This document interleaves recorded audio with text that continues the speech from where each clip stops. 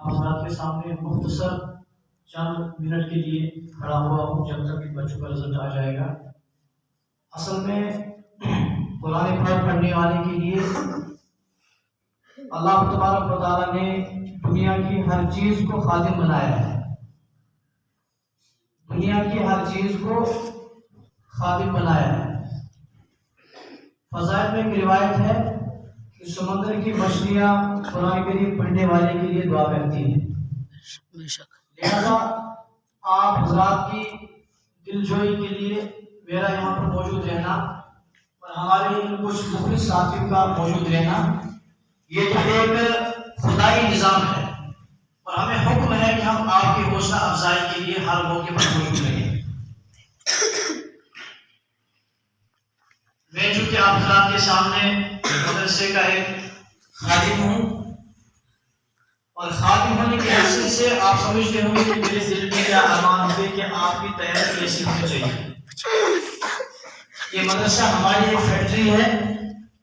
اس مدرسے سے جو مال تیار ہوگا، اگر آپ اپنے علم میں پختہ ہیں، عمل میں پختہ ہیں، بولنے میں پختہ ہیں، لکھنے میں پختہ ہیں، صاف و شفاف ہیں، یہ مال جب آگے جائے گا تو امت کے اندر آپ کے ذریعے سے ویسے ہی افراد پیدا ہوں گے۔ مدرسے کی انجمن کیا ہوتی ہے؟ میں نے خطبے کے شروع میں قرآن پاک کی آیت تلاوت فرمائی تھی جس میں اللہ تعالیٰ نے ارشاد فرمایا ہے الرحمن علم القرآن خلق الانسان علمہ البیان۔ اس آیت میں، ان چار آیتوں میں اللہ تعالیٰ نے چار باتیں ارشاد فرمائی۔ پہلا تھا الرحمن، رحمان اللہ تعالیٰ کی ذات مراد ہے۔ آگے پھر رحمان کون ہے؟ خلق الانسان، جس نے انسان کو پیدا کیا، علمہ البیان، پھر انسان کو اللہ تبارک و تعالیٰ نے بیان کی، گویائی کی، بولنے کی طاقت عطا فرمائی۔ یہیں سے انسان باقی تمام جانداروں سے جدا ہو جاتا ہے کہ دنیا کے اندر کسی اور جاندار کو اللہ تعالیٰ نے بولنے کی طاقت نہیں دی، لیکن صرف انسان ہے وہ جسے اللہ تعالیٰ نے اپنے دل کے اندر پیدا ہونے والے جذبات کو ظاہر کرنے کا طریقہ سکھایا۔ اسی لیے مدارس کے اندر جو ہے اس بیان پر محنت کی جاتی ہے، کیونکہ جب یہ بچہ کل آگے دین بن کر نکلے گا، اس نے سب کچھ پڑھا ہوگا، علم کا سمندر ہوگا، لیکن اگر اس سے بولنا نہیں آیا تو اپنی دلی خیالات کو یا دل کے اندر جو مضامین ہے یا جو سینے کے اندر جو کچھ قرآن حدیث محفوظ ہے وہ آگے امت تک نہیں پہنچا سکتا ہے۔ اس لیے مدارس میں دو چیزوں پر خصوصی توجہ دی جاتی ہے۔ پہلی چیز بیان پر اور قوت گویائی پر۔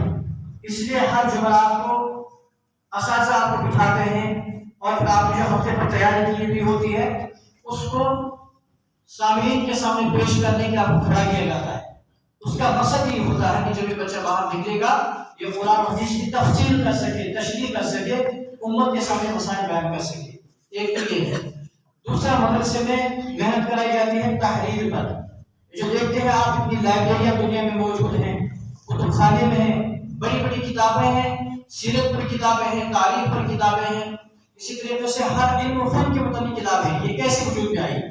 یہ وجود میں آئی جب افراد کھڑا ہوئے، انہوں نے لکھنا سیکھا، انہوں نے تحریر پر مشق کی اور پھر وہ مصنف بن گئے۔ تو انسانوں سے ہی لائبریری کے وجود میں آئی اور انسانوں سے ہی یہ قوت گویائی وجود میں آئی۔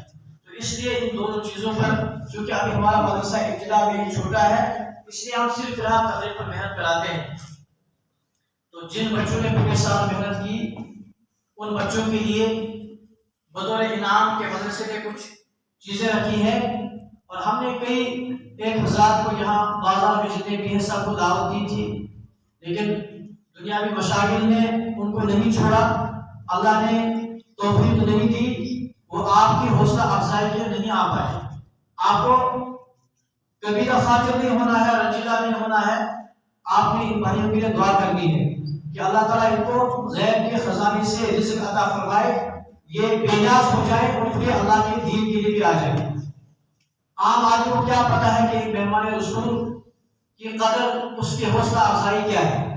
یہ راز ہے ابھی فی الحال، یہ راز کھلے گا جب محشر کا میدان برپا ہوگا، اور ایک حافظ کلام اللہ سے کہا جائے گا کہ چلو آپ اسٹیج پر چلو، پھر اس کے ماں باپ کو بلایا جائے گا، پھر ان کے ساتھ پہ دعا کی تال رکھا جائے گا، اس کے بعد حافظ سے کہا جائے گا اقرا ورتقی، پڑھ اور چلتا جا، برتل کما کنتا ترتل فی دنیا، اور اسی طرح ٹھہر ٹھہر کر پڑھ جس طرح تو دنیا میں ٹھہر ٹھہر کر پڑھا کرتا تھا۔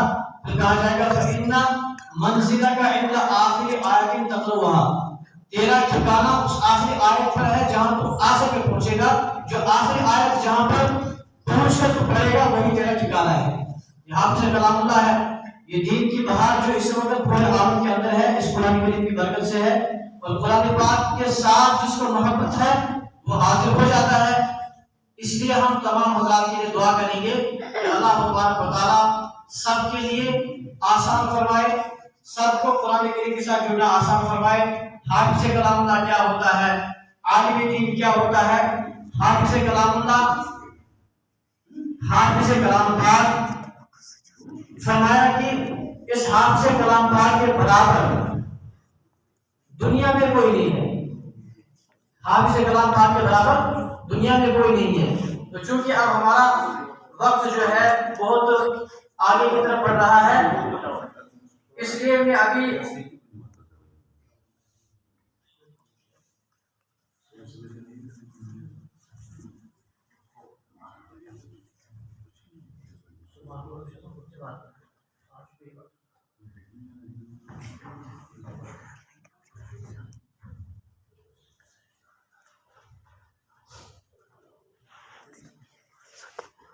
It's okay.